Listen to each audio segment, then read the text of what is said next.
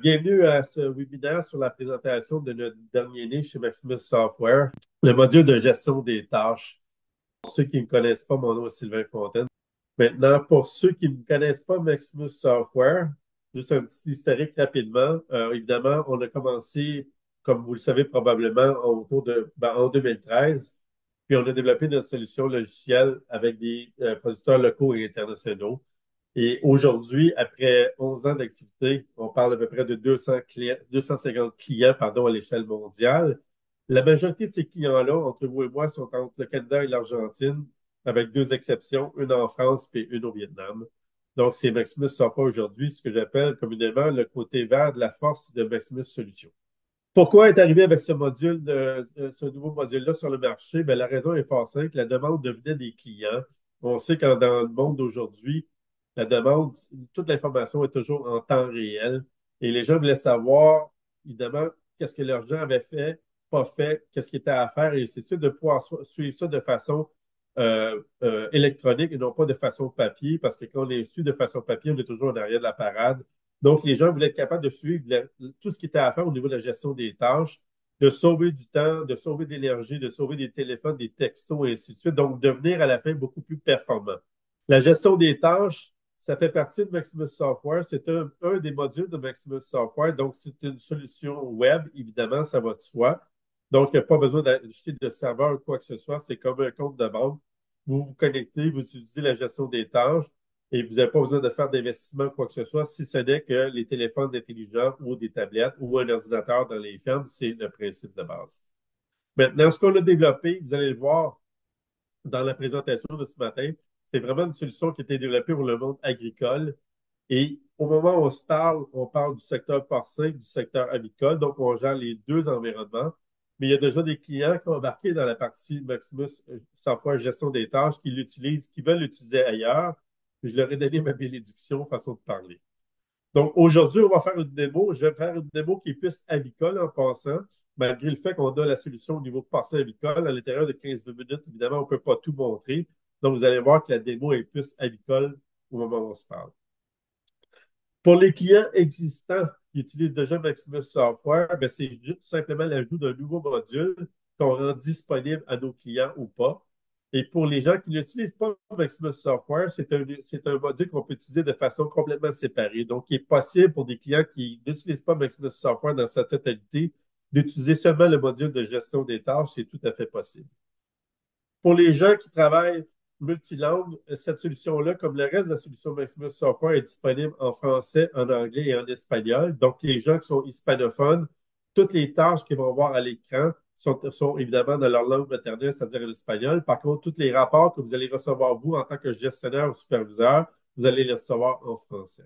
La beauté de la chose, comme vous allez voir dans 2 petites secondes, c'est que tout ce qui est dans le système, tout ce qui est dans la gestion des tâches, on l'a voulu excessivement personnalisable parce qu'une chose qu'on a appris dans les 11 dernières années, c'est que tout doit être personnalisable parce que chacun a sa façon de faire, chacun a sa façon de rentrer des choses, chacun a sa façon de définir des choses. Donc, il faut que ce soit effectivement totalement flexible.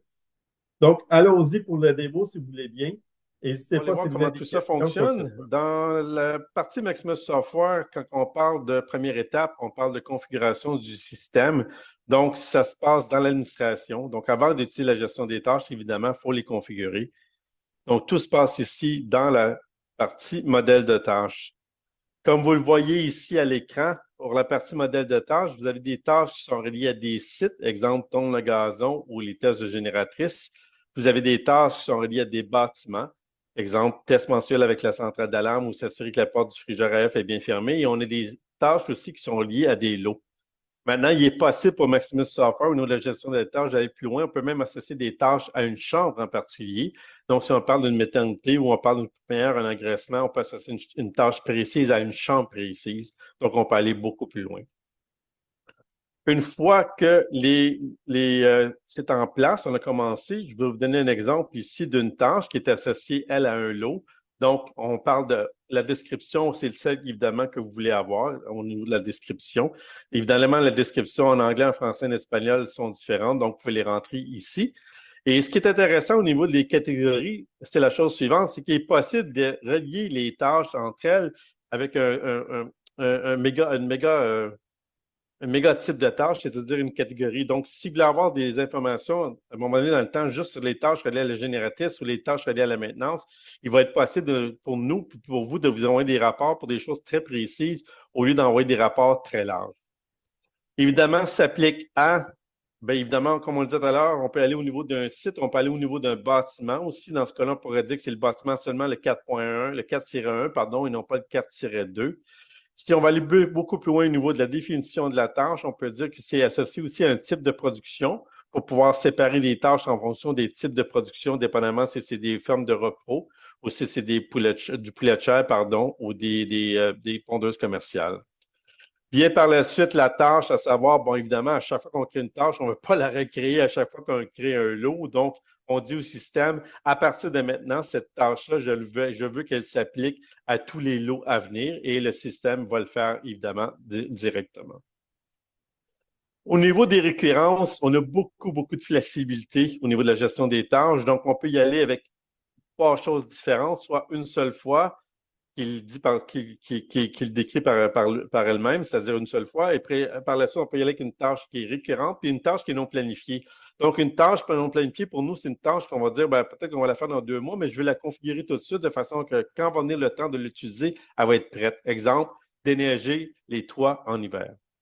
Ici, ce qui est intéressant, c'est que vous avez le délai, c'est-à-dire cette tâche-là, je vais la faire, exemple, 4 jours avant le début du lot ou 8 jours avant le début du lot ou du groupe, si on parle de porcin. Et c'est avant le début du lot ou ça peut être après le début du lot. Et en même temps, on peut dire au niveau de la fin du lot, c'est X nombre de jours avant la fin du lot ou X nombre de jours après la fin du lot. Donc, tout ça est configurable. Il vient par la suite, évidemment, toute la question de l'assignation des tâches. Donc, à qui je veux assigner ces tâches-là?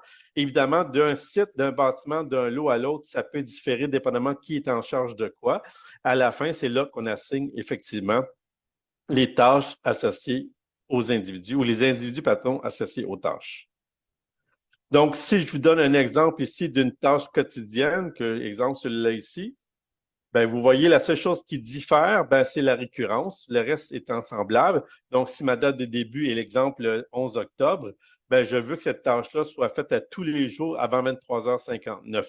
Si vos employés quittent, exemple, à 17h, ben, on peut ramener ça évidemment à 16h59 ou 16h58, 59, juste avant la fin de la journée. Et ça, tout ça, évidemment, est configurable. C'est vrai aussi pour les tâches hebdomadaires comme les génératrices, entre autres, où la récurrence à ce moment-là se situe à tous les lundis, donc tous les jours de la semaine, les lundis de la semaine, pardon, tous les lundis du mois, excusez-moi, à 23h58. Donc, on donne la possibilité aux gens de faire la tâche jusqu'à 23h58 le soir et c'est possible de le faire pour tous les lundis du mois.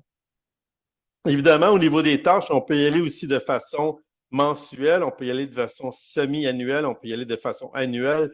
Tout ça, évidemment, est configurable. Donc, à la fin, ce qui est important de retenir aussi, c'est qu'au niveau de la gestion des tâches, on peut aller beaucoup plus loin que ça.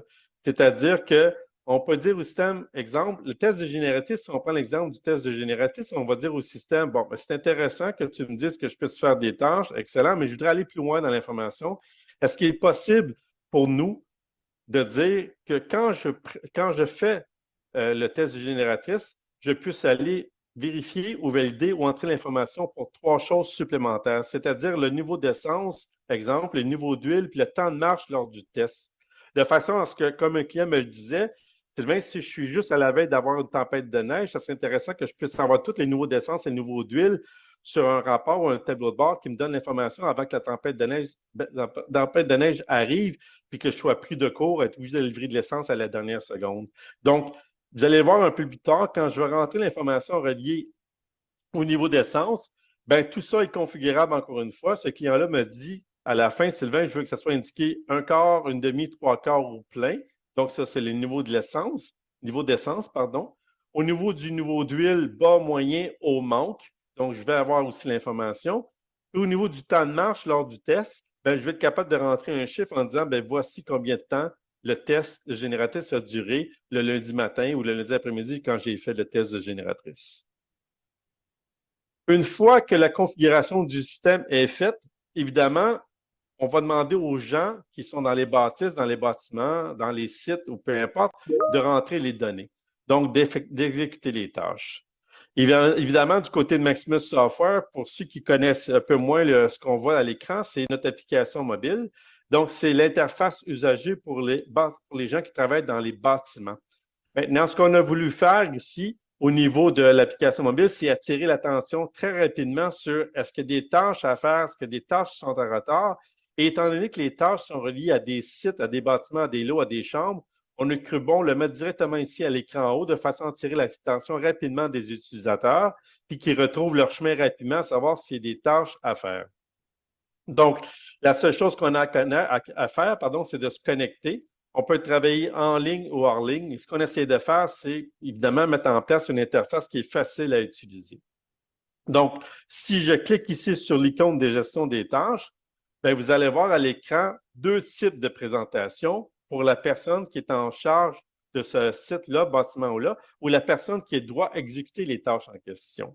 Donc, il y a le format liste qui est ici, qui est un format, comme vous le voyez à l'écran, qui liste l'ensemble des choses qui sont à faire, qui sont en retard. Comme vous le voyez ici, on peut jouer aussi avec les filtres qui sont ici en haut. Et puis, il y a le mode aussi calendrier. Donc, calendrier veut dire évidemment qu'on voit l'ensemble du mois en question. Donc, vous avez ici les tâches qui sont en retard, les tâches qui sont à faire au niveau de la journée et les tâches qui n'ont pas été exécutées pendant la journée. Donc, tout ça est à l'écran. Et évidemment, d'un point de vue utilisateur, il est possible de se déplacer d'un mois à l'autre, d'aller voir ce qui est à faire en décembre ou en mieux encore, de voir ce qui a été fait en octobre. Donc, il y a eu 30 tâches qui ont été exécutées. Donc, l'utilisateur peut facilement se promener d'un écran à l'autre et de voir effectivement tout ce qui est à faire. Maintenant, si je entre ici, vous voyez tout ce qui est ici à l'écran, c'est des choses qui n'ont pas été faites, qui sont en retard. Juste à titre d'exemple, si je prends un test de génératrice qui est ici, vous allez voir ce que je parlais tout à l'heure. C'est-à-dire que si la tâche était due pour le 28 octobre et puis que la personne dit, ben, je l'ai fait, mais je l'ai fait, exemple, le 3 novembre, automatiquement, à l'écran, vous allez voir le 3 novembre apparaître. Et c'est là que vous allez pouvoir choisir entre vos listes déroulantes, à savoir que le niveau d'essence est aux 3/4, le niveau d'huile est bas, puis que la durée de marche, ça a duré 15 minutes. Et vous êtes en mesure de valider tout ça, d'exécuter tout ça. Et dès que c'est exécuté, dès que vous cliquez ici, la tâche est exécutée et elle sort évidemment des tâches à faire. Maintenant, si pour une raison quelconque, il y a des tâches qui ne peuvent pas être effectuées, bien évidemment, ce qu'on va demander à l'utilisateur, c'est de donner une raison. On ne peut pas donner une raison dans le sens où on dit, ben, ça ne me tente pas. Ce n'est pas le genre de raison qu'on accepte, évidemment.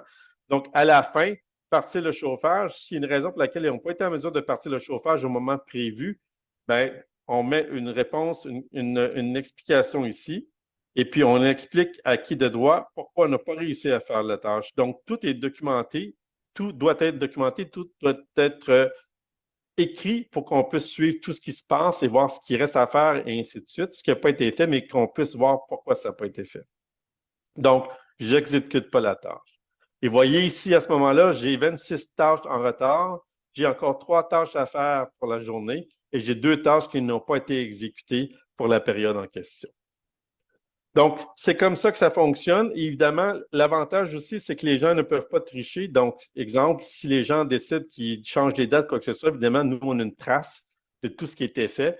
Et c'est très facile pour nous de savoir effectivement si les choses ont été faites au moment opportun ou pas. Donc, ça, c'est pour l'entrée de données directement dans les bâtiments. Et là, ce qui se passe, c'est maintenant, d'un point de vue superviseur, d'un point de vue gérant, d'un point de vue propriétaire, comment je peux avoir accès à cette information-là, Sylvain, sans perdre mon temps, d'avoir cette information-là rapidement. Donc, si je prends l'exemple d'un lot en question, un lot précis, bien évidemment, toutes les tâches reliées à un lot précis vont se retrouver dans le lot en question. Donc, ici, vous voyez un peu le lot en question qui a débuté le 25 octobre. Toutes les tâches qui sont ici, c'est l'historique de tout ce qui était fait ou pas fait pour ce lot-là. Donc, exemple, la date d'exécution, qu'est-ce qui était exécuté quand, les dates d'échéance ici. On peut filtrer, comme je disais tout à l'heure aussi, de la même façon. Et toutes les différentes tâches associées à qui, ça se passe directement ici à l'écran. Maintenant, L'autre chose aussi qui est importante, c'est que vous pouvez avoir un mode comme je viens de le montrer, ou comme on le montrait dans la version mobile, on peut l'avoir de façon calendrier aussi, de la même façon, en voyant tout ce qui est à faire, et on peut se déplacer dans le temps, comme on le faisait dans la version mobile, pour voir qu'est-ce qu'il y a à faire au mois de novembre, au mois de décembre, pardon, ou au mois de novembre, qui est le mois en cours actuellement, avec les différentes couleurs. Maintenant, tout ça, c'est très intéressant, mais souvent, les gens, ce qu'ils veulent avoir, c'est un résumé de ce qui n'est pas fait et non pas le détail lot par lot. Donc, ce qu'on a mis en place, c'est ce qu'on utilise beaucoup chez Maximus Software, c'est-à-dire les tableaux de bord. Dans le cas qui est présent, ce que j'ai mis à l'écran, c'est les tâches qui n'ont pas été faites pour les 3 derniers jours pour l'ensemble des sites, bâtiment par bâtiment. Donc, en cliquant sur les tableaux de bord qui sont ici, j'en ai un qui s'appelle Tâches en retard. Et ça me permet de voir pour chacun des sites, exemple le site numéro 1 ou le site numéro 3, quelles sont les tâches qui n'ont pour tel bâtiment dont la date d'échéance est indiquée ici, qui sont à faire ou qui n'ont pas été faites, quoi que ce soit, qui sont en retard, et à qui ces tâches-là étaient assignées. Donc, vous avez l'historique au complet de ce qui se passe en temps réel. Ça, c'est beaucoup pour les gens de bureau. Maintenant, il se peut que dans la vraie vie, les gens disent, ben, Sylvain, je ne me branche pas toujours sur la version bureau, la version complète. Est-ce qu'il y a moyen qu'on m'envoie l'équivalent de ça, mais dans un courriel? Évidemment, la réponse, c'est oui. Donc, je peux demander au système de lui dire, de m'envoyer directement par courriel dans un rapport, le même type de rapport que vous venez de voir, toutes les tâches en retard des 3 derniers jours. Et je veux l'avoir à tous les soirs à 17 heures.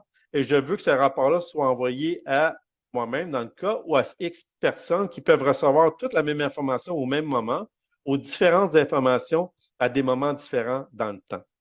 Donc, il est possible d'envoyer cette information-là directement aux superviseurs, aux gestionnaires, aux propriétaires, et ainsi de suite. En terminant, une chose hyper importante, ce qui nous distingue probablement de la majorité des systèmes qu'il y a sur le marché actuellement, c'est que c'est un système qui a été développé et pensé pour l'agricole. Le meilleur exemple que je peux vous donner, c'est au niveau porcin et avicole. Là, on a un exemple avicole, mais c'est la même chose au niveau porcin, c'est-à-dire que quand la date de début change, ou quand les dates changent, parce que souvent on va rentrer à un moment X, mais ça peut être retardé dans le temps, ou quand on sort les cochons, ça peut être retardé dans le temps aussi, ou ça peut être devancé. Évidemment, quand on change une date de début, une date de fin, on veut que les tâches qui soient associées à ce lot-là soient remises aux bonnes dates en fonction des nouvelles dates de début ou des nouvelles dates de fin, ce que j'appelle l'effet cascade. C'est-à-dire que les tâches se replacent aux bonnes dates, aux bonnes heures, en fonction de ce qui a été déterminé ou ce qui a été configuré dans le système. Et c'est ce qu'on est en mesure de faire dans Maximus Software, c'est-à-dire de gérer les tâches et les faire cascader en fonction des nouvelles dates de début ou des nouvelles dates de fin. Donc, c'est vraiment un système qui a été designé pour l'agricole. Maintenant, tout ce que vous voyez à l'écran est présentement disponible, fait partie de la version 2.0, donc est disponible à partir d'aujourd'hui même. Je vois que parmi les gens qui sont ici, qui sont à l'écran, là, qui participent, il y a des gens qui se retrouvent dans des couloirs aussi, qui ont des meuneries. Est-ce que, Sylvain, c'est possible d'utiliser ce module de gestion des tâches-là dans d'autres secteurs d'activité que juste nos bâtiments agricoles et nos bâtiments porcins? La réponse, c'est oui en passant, parce qu'on a voulu l'étendre le plus d'endroits possible. Donc, si les gens veulent l'utiliser ailleurs que dans leur bâtiment, c'est tout à fait faisable en passant. J'ai ouvert cette porte-là avec les premiers euh, qui sont embarqués avec le module de gestion des tâches. Maintenant, le module de gestion des tâches est disponible depuis la version 2.0, comme on le disait tout à l'heure, depuis le mois de mai. Mais on s'est donné entre le mois de mai puis le mois de novembre pour le tester, le mettre dans le jeu, le tester avec certains clients qui ont montré de l'intérêt dès le jour zéro, avant même qu'on arrive avec la version, pour être franc. Donc, on a fait nos tests, on a fait nos bêta-tests, on est en constante discussion avec nos clients, nos premiers clients qui l'ont testé, tout ça, ça se passe super bien. Évidemment, déjà, ils nous ont demandé des améliorations, des choses qu'ils veulent voir dans le futur pour la version 2.0, je vais appeler ça la version 2.0 de gestion des tâches. Et on les a mis dans les choses à faire pour la prochaine version. Comme je le disais dans la présentation du début, ce module-là est disponible dès maintenant. On l'a retenu pendant X nombre de mois avec quelques clients précis pour pousser la machine. Maintenant, qui va super bien, qui est très stable, on est prêt à aller beaucoup plus loin. Donc, il est disponible dès maintenant. N'hésitez pas sur des questions, quoi que ce soit. C'est peut-on ajouter des tâches administratives de type s'assurer que les acides au rythme de la commande a été passés? Oui, effectivement, c'est possible. Puis ce que les gens nous ont demandé aussi dans la version 2, c'est d'ajouter de ce qu'on appelle aussi des actions en cascade. C'est-à-dire que je confirme, par exemple, que les oiseaux ont rentré de telle date, donc je peux partir le chauffage. C'est toutes des choses qu'on va ajouter au fur et à mesure, mais on peut dépasser juste la question de la partie agricole ou la partie l'eau au bâtiment. On peut aussi ajouter des tâches reliées à l'administration. C'est tout à fait possible. On y va très large en passant parce qu'on comprend très bien que tout ce qui est gestion de bâtiment et tout ça, c'est pas limité au bâtiment, c'est limité à l'ensemble de l'organisation. Donc, on peut aller beaucoup plus loin que ça, effectivement. Avez-vous l'idée de 3.0 en termes de fonctionnalité? Oui, Richard, on a déjà des demandes très précises pour répondre à ta question. Entre autres, la possibilité de rajouter une image à une tâche. C'est-à-dire que c'est beau de dire que les gens ont dit, OK, parfait, je l'ai fait, mais de pouvoir associer une image ou une vidéo à cette tâche-là pour prouver effectivement que ça a été fait. Fait qu'actuellement, j'ai déjà un top 5 dans la version 3.0 de gestion des tâches, mais étant donné on n'est pas rendu là à définir finalement ce qu'on va mettre dans la version 3.0, on va appeler ça comme ça, de la gestion des tâches, ben on va le déterminer dans les prochaines semaines.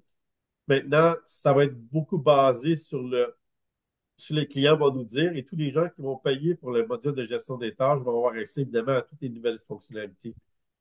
Christine, pour répondre à ta question, le coût, c'est fonction du nombre de bâtiments ou de l'organisation. Fait qu'en fonction du nombre de bâtiments ou le nombre de poulaillers ou ce que vous voulez faire, entre autres, avec la gestion des tâches, ben, on pourrait vous donner un coût associé ce qui est votre volume ou ce que vous voulez faire avec la gestion des tâches.